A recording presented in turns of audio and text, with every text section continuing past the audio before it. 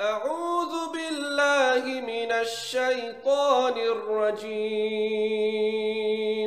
الذين آمنوا وهاجروا وجاهدوا في سبيل الله بأموالهم وأنفسهم أعظم درجة عند الله وأولئك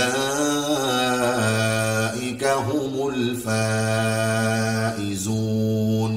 يبشرهم ربهم برحمة منه ورضوان وجنات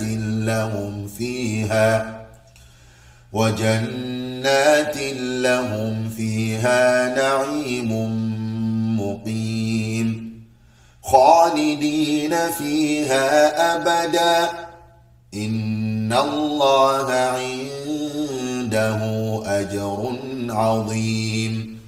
يا أيها الذين آمنوا لا تتخذوا آباءكم وإخوانكم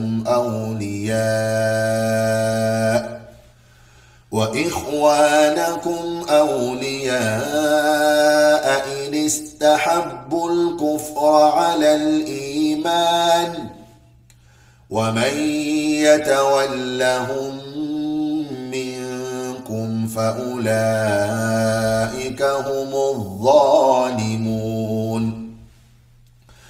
قل إن كان آباؤكم وأبناؤكم وإخوانكم وأزواجكم وعشيرتكم وأموال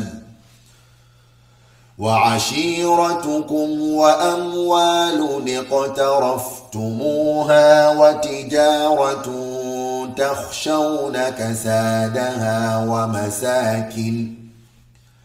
ومساكن ترضونها أحب إليكم من الله ورسوله وجهاد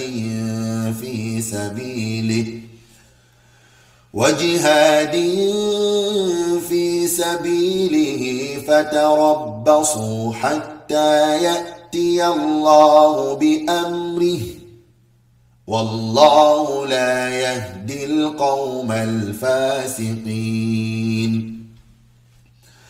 لقد نصركم الله في مواطن كثيرة ويوم حنين إذ أعجبتكم كثرتكم فلم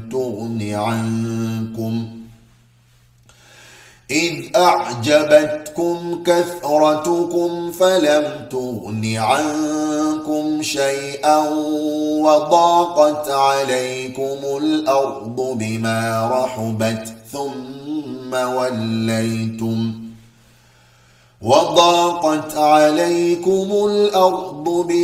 رحبت ثم وليتم مدبرين.